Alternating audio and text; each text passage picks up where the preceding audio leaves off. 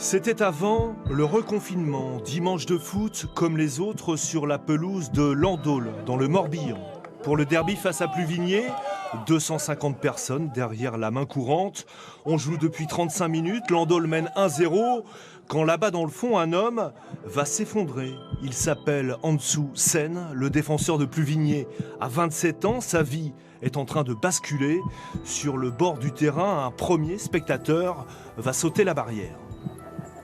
À un moment, on a vu, sans contact, on a vu en dessous tomber, crier et tomber. Je me suis dit, il y a quelque chose, c'est pas normal. Et donc j'ai couru directement sans l'attente de l'appel d'un arbitre, en sachant que c'était grave.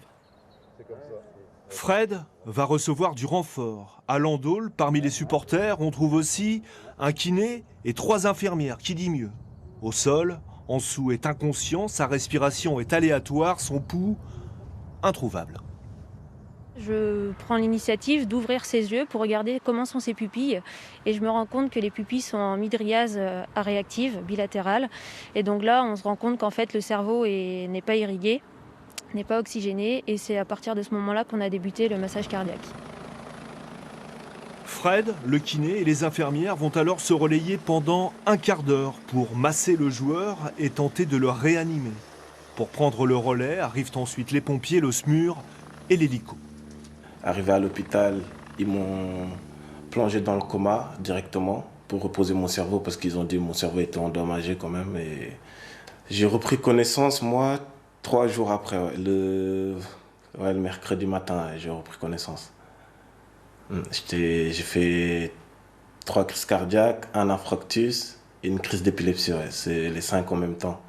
Les médecins m'ont dit qu'en dessous c'était un miraculé et que c'est vraiment les premiers secours qui ont sauvé la vie en dessous en fait. On dit, je crois que c'est les 7 premières minutes qui sont décisives dans ce genre de moments quand il y a des arrêts cardiaques comme ça.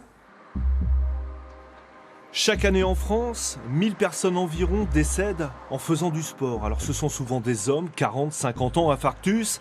Chez les plus jeunes, la mort subite, c'est 80 décès par an. Alors ce n'est pas le sport qui provoque l'anomalie cardiaque, c'est le sport qui la révèle, explique le cardiologue François Carré, qui fait ici passer un test d'effort à un jeune cycliste. En fait, avant l'accident cardiaque, dit-il, il y a parfois des symptômes, cœur qui s'emballe, jambes coupées, essoufflement.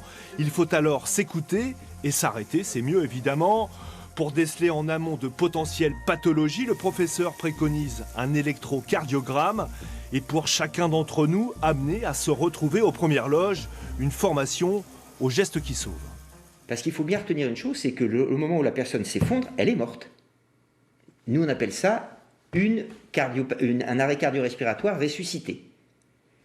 Mais il faut choquer. Mais pour choquer, il faut d'abord masser parce que le défibrillateur, il n'est jamais là. Donc tout de suite, on masse. Quelqu'un appelle les secours, le défibrillateur arrive, on défibrille, et je vous dis dans ces cas-là, 44% de chances de survie contre 4% si on ne bouge pas.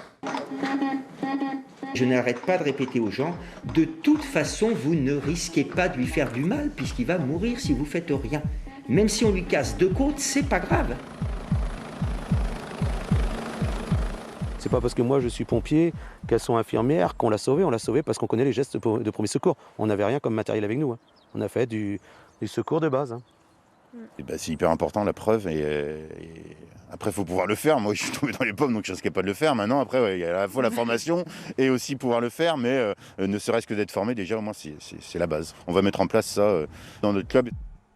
Ansou a désormais un défibrillateur implanté dans la poitrine. Le sport à haute intensité, pour lui, c'est fini.